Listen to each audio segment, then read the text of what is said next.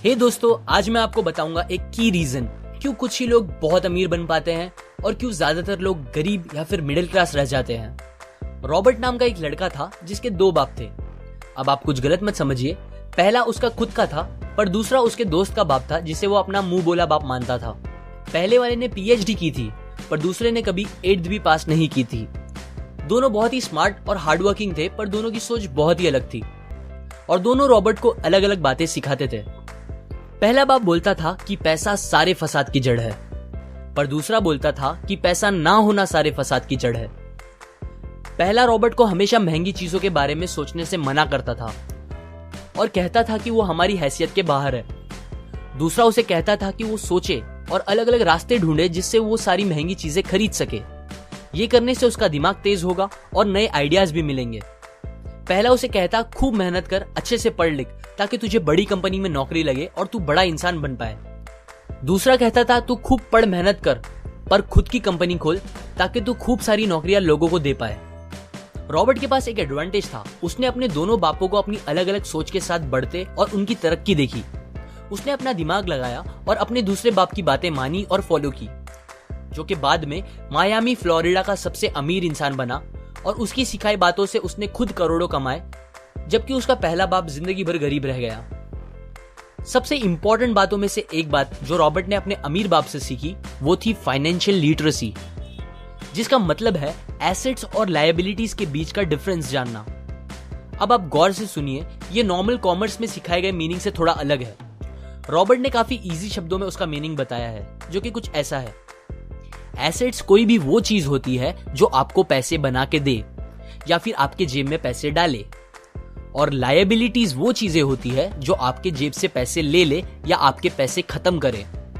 अमीर लोग इसीलिए अमीर होते हैं बिकॉज वो अपने एसेट्स बनाते हैं, जबकि मिडिल क्लास लोग बस लायबिलिटीज पे खर्च करते हैं। मिसाल के तौर पर रमेश और सुरेश नाम के दो दोस्त थे। दोनों सेम पोजीशन और सेम सैलरी पे काम करते थे। जब भी उन्हें सैलरी मिलती, रमेश अपनी सैलरी से नए कपड़े, नए गैजेट्स, नया फोन, बाइक या कार ऐसी चीजें खरीदता था जो उसे अमीर जैसा फील कराती थी। पर वो ये नहीं समझता था कि ये सारी चीजें लायबिलिटीज है जो उसके पैसे उससे ले रही है, ना कि बस जब वो उन्हें खरीदता है तब, बल्कि आगे भी मेंटेनेंस वगैरह के लिए, जिसकी वैल्यू वक्त के साथ कम हो जाएगी और ना ही वो उससे आगे कुछ पैसों का प्रॉफिट देगी। बट सुरेश ऐसा नहीं था।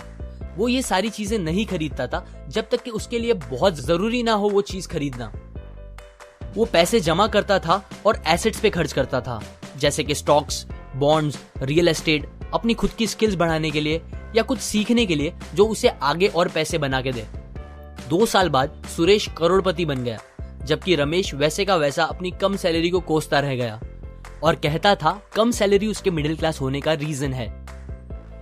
एक गरीब इंसान का कैश फ्लो कुछ इस तरह होता है, उसे पैसे मिलते हैं और फिर वो पैसे उसकी जरूरी खर्चों में खत्म हो जाते हैं। एक मिडिल क्लास का कैश फ्लो थोड़ा सा अलग होता है, उसे पैसे मिलते हैं, वो पैसे जरूरी खर्चों और लायबिलिटीज में खत्म कर देता है। इसीलिए मिडिल क्लास और गरीब में ज्यादा फर्क नहीं है। मोस्टली मिडिल क्लास लोगों को लगता है उनका घर उनका एसेट है, पर ऐसा नहीं है। आपका घर आपको पैसे बना के नहीं देता अनलेस आप उसको भाड़े पे दो, जबकि अमीर लोगों का कैश फ्लो ऐसा होता है। उन्हें पैसे मिलते हैं, वो उस पैसों से अपने एसेट्स बनाते हैं पहले और फिर उससे बने पैसों से खर्चा करते हैं। इसीलिए वो अमीर होते जाते हैं क्योंकि उनके इनकम के सोर्स बढ़ते जाते हैं। अगर आपको अमीर बनना है तो ये बात याद रखिए अच्छे से।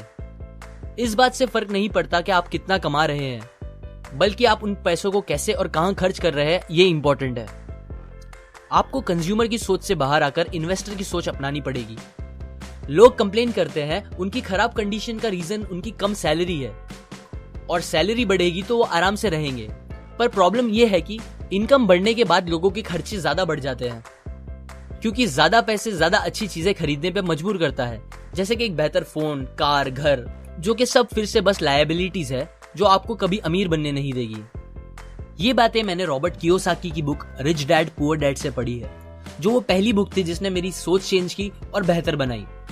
अगर आपको ये बातें अच्छी लगी